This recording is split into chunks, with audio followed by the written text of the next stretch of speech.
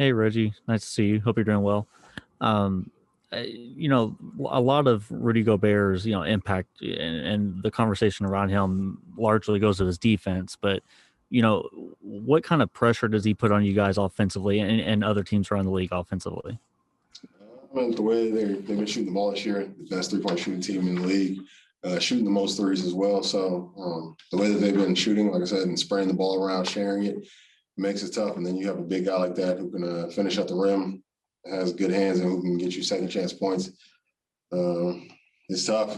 It's tough. You try to take away three, and then he's coming rolling down with speed, and he's a great screen roller or a great screen setter and then roller. So he's coming fast, and just their brand of basketball right now is just difficult to guard. So I think we did pretty good for the most part, but still got to go back and watch film and figure out ways to shore some things up.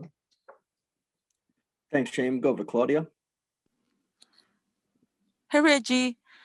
You guys had a lot of turnovers in the first half. What do you guys feel was the main cause of that? We feel like they did a good job of pressuring, but really we felt like we just had some careless mistakes. We know we have to go watch film and figure out how to take care of the ball better. We're playmakers. We're going to be better with it. Too many costly turnovers.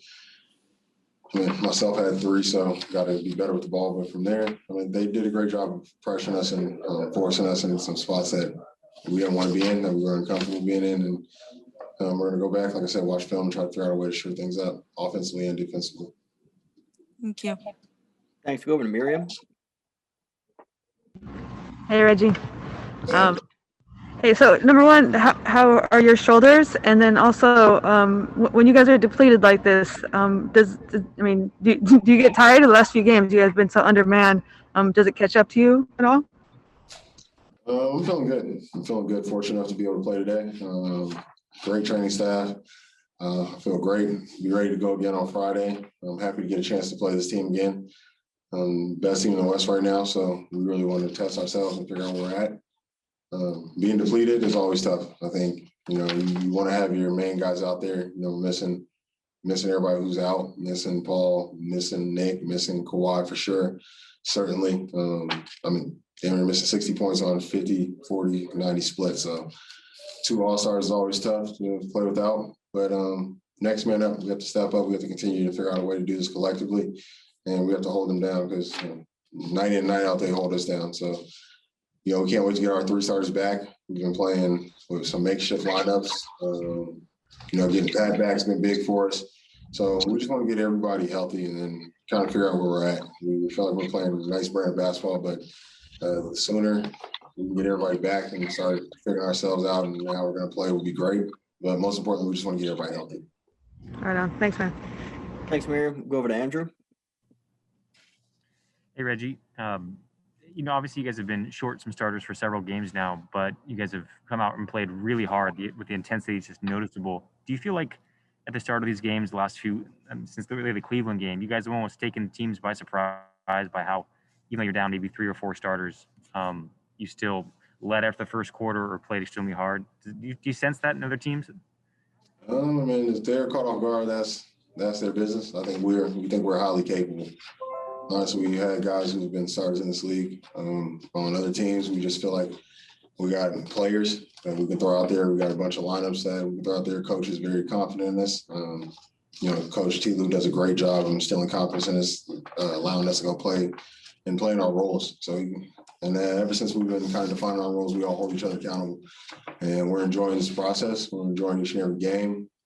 Like I said, it's difficult. Of course, we'll be missing multiple starters, but if you want to be there where we want to be at the end of the year, then it's always next man up attitude, and we're going to keep the wheels turning until we get everybody back on the bus healthily. So we feel good. We're a very confident team, and like I said, if we're taking guys off, we're catching them off guard, that's on them. But we feel like we're no matter who's on the court, we feel like we got to compete for all 48 minutes, and we feel like we give ourselves a great chance to win each and every night, no matter who we're playing. Thanks, Reggie. Thanks. We got time for a couple more. Go to Tomer.